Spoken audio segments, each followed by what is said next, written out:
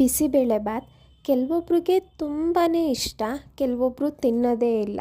ಏನಾದರೂ ಈ ರೀತಿ ಮಾಡಿಕೊಟ್ರೆ ಪ್ರತಿಯೊಬ್ಬರು ತುಂಬಾ ಇಷ್ಟಪಟ್ಟು ತಿಂತಾರೆ. ಹೇಗೆ ಅಂತೀರಾ? ಈ ವಿಡಿಯೋ ಕಂಪ್ಲೀಟಾಗಿ ನೋಡಿ. ಎಲ್ಲರಿಗೂ ಸವಿತಾಸ್ ಹೋಮ್ ಕಿಚನ್ಗೆ ಸ್ವಾಗತ. ಇನ್ನು ಯಾರೆಲ್ಲ ಸಬ್ಸ್ಕ್ರೈಬ್ ಆಗಿಲ್ಲ ಪ್ಲೀಸ್ ಈಗಲೇ ಹೋಗಿ ಸಬ್ಸ್ಕ್ರೈಬ್ ಮಾಡಿ. ಶುರು ಮಾಡೋಣ. ಈಗ ಒಂದು ಪಾತ್ರೆ ತೊಗೊಂಡಿದ್ದೀನಿ. ಇಲ್ಲಿ 1 ಗ್ಲಾಸ್ ರೇಷನ್ ಅಕ್ಕಿನ ಹಾಕೊಳ್ತಾ ಇದ್ದೀನಿ. ಇದೇ ಗ್ಲಾಸ್ ಅಳತೆಯಲ್ಲಿ 1 ಗ್ಲಾಸ್ ಆಗೋಷ್ಟು ತೊಗರಿಬೇಳೆನ ತೊಗೊಂಡಿದ್ದೀನಿ. ಬಿಸಿಬೇಳೆಬಾತ್ಗೆ ಅಕ್ಕಿ ಹಾಗೂ ತೊಗರಿಬೇಳೆ ಸಮ ಪ್ರಮಾಣದಲ್ಲೇ ಇರಬೇಕು. ಎರಡನ್ನು ಚೆನ್ನಾಗಿ ತೊಳೆದು 15 ನಿಮಿಷ ನೆನೆಸಿಟ್ಟಿರಿ. ಅನಂತರ ಕುಕ್ಕರ್ಗೆ ಇಲ್ಲಿ ನೆನೆಸಿಟ್ಟಿರೋ ಅಕ್ಕಿ ಬೇಳೆನ ಹಾಕೊಳ್ತಾ ಇದ್ದೀನಿ. ಇದ್ರ ಜೊತೆನೇ ತರಕಾರಿ ಸಹ ಹಾಕೊಳ್ಳೋಣ. ಇಲ್ಲಿ ಕ್ಯಾರೆಟ್, ಬೀನ್ಸ್, ಸ್ವಲ್ಪ ಬಟಾಣಿ ಹಾಗೂ ನವಿಲುಕೋಸು ಹಾಕ್ಕೊಂಡಿದ್ದೀನಿ. ನೀವು ಯಾವುದೇ ರೀತಿ ತರಕಾರಿ ಬೇಕಾದರೂ ಹಾಕ್ಬೋದು. ಇಲ್ಲಿ ರುಚಿಗೆ ತಕ್ಕಷ್ಟು ಉಪ್ಪನ್ನು ಹಾಕೊಳ್ಳೋಣ. ಅನಂತರ ಸ್ವಲ್ಪ ಅರಿಶಿನನೂ ಹಾಕ್ಕೊಳ್ತಾ ಇದ್ದೀನಿ. 1 ಗ್ಲಾಸ್ ಅಕ್ಕಿಗೆ 6 ಗ್ಲಾಸ್ ಆಗೋಷ್ಟು ನೀರನ್ನು ಹಾಕ್ಕೊಳ್ಬೇಕಾಗುತ್ತೆ. 6 ಗ್ಲಾಸ್ ನೀರು ಹಾಕಿದ್ರೆ ನಮಗೆ ಬಿಸಿಬೇಳೆಬಾತ್ಗೆ ಬೇಕಾಗಿರೋ ಅಂಥ ಕನ್ಸಿಸ್ಟೆನ್ಸಿ ತೆಳ್ಳಗೆ ಬರುತ್ತೆ. ಇಲ್ಲಿ 1 ಸ್ಪೂನ್ ಆಗೋಷ್ಟು ಎಣ್ಣೆ ಸಹ ಹಾಕ್ಕೊಳ್ತಾ ಇದ್ದೀನಿ. ಕೆಲವೊಂದು ಬೇಳೆಗಳು ಬೇಯೋದಿಲ್ಲ ಬೇಗ. ಈ ರೀತಿ ಎಣ್ಣೆ ಹಾಕೋದ್ರಿಂದ ಬೇಳೆ ಸಹ ಕಂಪ್ಲೀಟಾಗಿ ಚೆನ್ನಾಗಿ ಬೇಯುತ್ತೆ ಅಂತ. ಇದನ್ನು 3 ವಿಸಿಲ್ ಕೂಗಿಸ್ಕೋಬೇಕಾಗುತ್ತೆ. ವಿಸಿಲ್ ಬರೋ ಅಷ್ಟರಲ್ಲಿ ನಾವು ಬಿಸಿಬೇಳೆಬಾತ್ ಪೌಡರ್ನ ರೆಡಿ ಮಾಡ್ಕೊಳ್ಳೋಣ. ಸ್ಟವ್ ಹಚ್ಚಿ ಬಾಣಲೆ ಇಟ್ಟು 2 ಸ್ಪೂನ್ ಆಗೋಷ್ಟು ಎಣ್ಣೆನ ಹಾಕ್ಕೊಳ್ತಾ ಇದ್ದೀನಿ. ಎಣ್ಣೆ ಸ್ವಲ್ಪ ಕಾಯಲಿ. ಕಾದ ನಂತರ ಅರ್ಧ ಸ್ಪೂನ್ ಆಗೋಷ್ಟು ಮೆಂತ್ಯ, ಅರ್ಧ ಸ್ಪೂನ್ ಆಗೋಷ್ಟು ಮೆಣಸು ಹಾಕೊಳ್ಳೋಣ. ಇಲ್ಲಿ ಜೀರಿಗೆ ಆಲ್ರೆಡಿ ಫ್ರೈ ಮಾಡಿ ಇಟ್ಕೊಂಡಿರೋದು ನನ್ನ ಹತ್ರ ಇದೆ, ಅದಕ್ಕೆ ಇಲ್ಲಿ ಹಾಕ್ತಿಲ್ಲ. ನೀವು 1 ಸ್ಪೂನ್ ಆಗೋಷ್ಟು ಜೀರಿಗೆನ ಹಾಕ್ಕೊಳ್ಬೇಕಾಗುತ್ತೆ. ಇಲ್ಲಿ ನಾನು ಜಾರ್ಗೆ ಹಾಕಬೇಕಾದ್ರೆ ನಿಮಗೆ ಜೀರಿಗೆನ ತೋರಿಸ್ತೀನಿ. ನಂತರ 1 ಇಂಚು ಚಕ್ಕೆ, 2 ಏಲಕ್ಕಿ, 5 ಲವಂಗನ ಹಾಕ್ಕೊಳ್ಬೇಕು. ಅದು 30 ಸೆಕೆಂಡ್ಗಳ ಕಾಲ ಫ್ರೈ ಮಾಡಿದ ಮೇಲೆ 2 ಸ್ಪೂನ್ ಆಗೋಷ್ಟು ಕಡಲೆಬೇಳೆ, 1 ಸ್ಪೂನ್ ಆಗೋಷ್ಟು ಉದ್ದಿನ ಬೇಳೆ ಹಾಕ್ಕೊಳ್ಳಿ. ಬೇಳೆಗಳು ಬಣ್ಣ ಚೇಂಜ್ ಆಗೋವರೆಗೂ ಫ್ರೈ ಮಾಡಿ. ಅನಂತರ ಇಲ್ಲಿ 5 ಬ್ಯಾಡಗೆ ಮೆಣಸಿನ್ಕಾಯಿ, 3 ಗುಂಟೂರು ಮೆಣಸಿನ್ಕಾಯಿನ ಹಾಕ್ಕೊಳ್ತಾ ಇದ್ದೀನಿ. ಖಾರಕ್ಕೆ ತಕ್ಕಂತೆ ನೀವು ಹಾಕ್ಕೊಳ್ಳಿ. ಬ್ಯಾಡಗೆ ಮೆಣಸಿನ್ಕಾಯಿ ಒಳ್ಳೆ ಬಣ್ಣ ಬರುತ್ತೆ. ಮೆಣಸಿನಕಾಯಿ ಸ್ವಲ್ಪ ಫ್ರೈ ಆದಮೇಲೆ 1.5 ಸ್ಪೂನ್ ಆಗೋಷ್ಟು ಧನಿಯಾ ಕಾಳನ್ನು ಹಾಕ್ಕೊಳ್ಬೇಕಾಗುತ್ತೆ. ಧನಿಯಾ ಕಾಳನ್ನು 1 ನಿಮಿಷ ಹುರಿದ್ರೆ ಸಾಕು, ಒಂದು ಸ್ವಲ್ಪ ಬಣ್ಣ ಚೇಂಜ್ ಆಗುತ್ತೆ. ನಂತರ ಇಲ್ಲಿ 5 ರಿಂದ 6 ಎಲೆ ಕರಿಬೇವಿನ ಸೊಪ್ಪನ್ನು ಹಾಕ್ಕೊಳ್ತಾ ಇದ್ದೀನಿ. ಮನೆ ಒಳ್ಳೆ ಫ್ಲೇವರ್ ಕೊಡುತ್ತೆ, ಅದಕ್ಕೋಸ್ಕರ. ಕೊನೆಯದಾಗಿ ಇಲ್ಲಿ ಒಣ ಕೊಬ್ಬರಿನ ತುರಿದು ಇಟ್ಕೊಂಡಿದ್ದೆ, ಅದನ್ನು ಸೇರಿಸಿ ಈಗ ಮಿಕ್ಸ್ ಮಾಡಿ ನಂತರ ಸ್ಟವ್ನ ಆಫ್ ಮಾಡಿ. ನಿಮ್ಮ ಹತ್ರ ಒಣ ಕೊಬ್ಬರಿ ಇಲ್ಲ ಅಂದರೆ ತುರಿದಿರೋ ಅಂಥ ತೆಂಗಿನಕಾಯಿನ ಬಾಣಲಿಲಿ ಸಪ್ರೇಟಾಗಿ ಹುರಿದು ಕಂಪ್ಲೀಟಾಗಿ ಡ್ರೈ ಆದಮೇಲೆ ನೀವು ಅದನ್ನು ಕೂಡ ಸೇರಿಸ್ಕೋಬೋದು. ಎಲ್ಲವನ್ನು ಜಾರ್ಗೆ ಹಾಕ್ಕೊಂಡಿದ್ದೀನಿ. ಈಗ ಹೇಳ್ದಾಗೆ ಹುರಿದಿರೋ ಅಂಥ ಜೀರಿಗೆ ಇತ್ತು, 1 ಸ್ಪೂನ್ ಆಗುವಷ್ಟು ಇಲ್ಲಿ ಕೊನೆಯದಾಗಿ ಸೇರಿಸ್ಕೊಳ್ತಾ ಇದ್ದೀನಿ. ಎಲ್ಲ ರುಬ್ಬಿ ಪುಡಿ ಮಾಡಿ ಇಟ್ಕೊಳ್ಳೋಣ.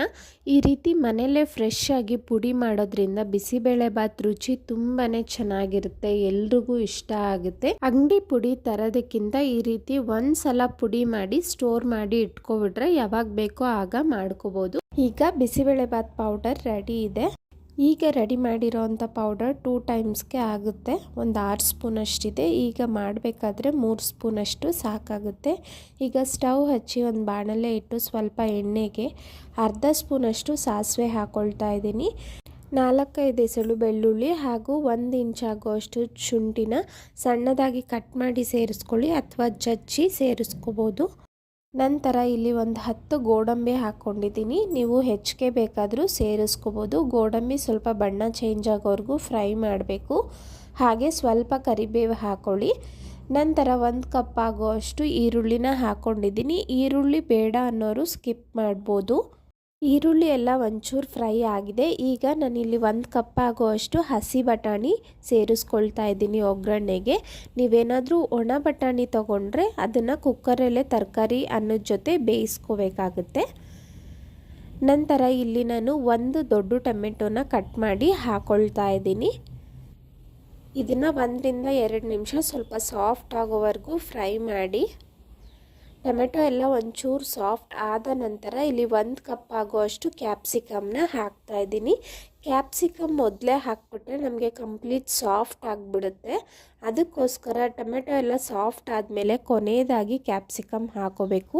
ಕ್ಯಾಪ್ಸಿಕಮ್ ಸ್ವಲ್ಪ ಫ್ರೈ ಆದಮೇಲೆ ಇಲ್ಲಿ ನಾನು ರುಬ್ಬಿ ಇಟ್ಕೊಂಡಿರೋ ಅಂಥ ಪೌಡರ್ನ ಹಾಕ್ತಿದ್ದೀನಿ. ನೋಡಿ, ಇಲ್ಲಿ ನಾನು 3 ಸ್ಪೂನ್ ಆಗೋಷ್ಟು ಪುಡಿ ಹಾಕಿದ್ದೀನಿ. 1 ಗ್ಲಾಸ್ ಅಕ್ಕಿಗೆ 3 ಸ್ಪೂನಷ್ಟು ಸಾಕಾಗುತ್ತೆ. ಮಿಕ್ಕಿದ ಪೌಡರ್ನ ನೆಕ್ಸ್ಟ್ ಟೈಮ್ಗೆ ಎತ್ತಿಟ್ಕೊಳ್ಳಿ. ನಾನಿವತ್ತು ತೋರಿಸಿದ ಅಳತೆಯಲ್ಲಿ ಒಂದು 6 ಸ್ಪೂನ್ ಆಗೋಷ್ಟು ಪೌಡರ್ ಆಗಿತ್ತು.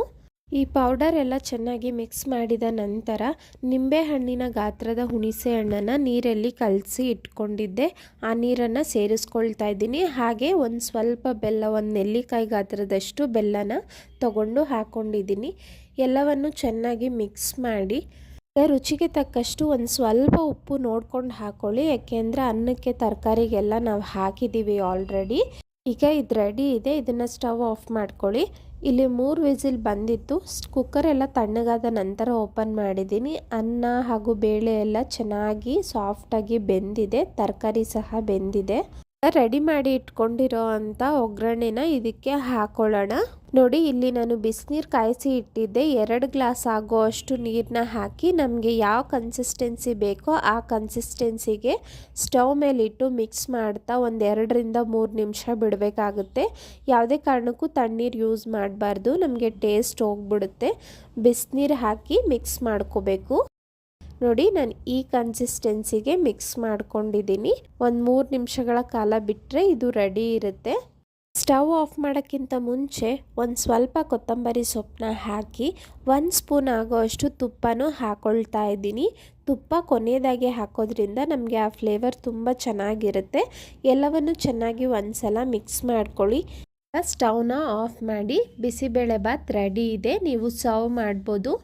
ಖಾರ ಬೂಂದಿ ಜೊತೆ ಸರ್ವ್ ಮಾಡಿ. ಮನೆಯಲ್ಲೇ ಈ ರೀತಿ ಪುಡಿನೆಲ್ಲ ಮಾಡಿಕೊಂಡು ನಾವೇ ತಯಾರು ಮಾಡೋದ್ರಿಂದ ತುಂಬಾ ಚೆನ್ನಾಗಿರುತ್ತೆ ರುಚಿ. ಯಾರೆಲ್ಲ ತಿನ್ನಲ್ಲ ಅವರು ಸಹ ತಿಂತಾರೆ. ಖಂಡಿತ ಟ್ರೈ ಮಾಡಿ. ಹಾಗೆ ಹೇಗಿತ್ತು ಅಂತ ಕಮೆಂಟ್ ಮಾಡಿ. ನಮ್ಮ ಇವತ್ತಿನ ರೆಸಿಪಿ ನಿಮಗೆಲ್ಲ ಇಷ್ಟ ಆಗಿದೆ ಅಂದ್ಕೊಳ್ತೀನಿ. ತಪ್ಪದೇ ಲೈಕ್ ಮಾಡಿ, ಶೇರ್ ಮಾಡಿ. ಇನ್ನೂ ಯಾರೆಲ್ಲ ಚಾನಲ್ಗೆ ಸಬ್ಸ್ಕ್ರೈಬ್ ಆಗಿಲ್ಲ ಪ್ಲೀಸ್ ಈಗಲೇ ಹೋಗಿ ಸಬ್ಸ್ಕ್ರೈಬ್ ಮಾಡಿ. Thank you.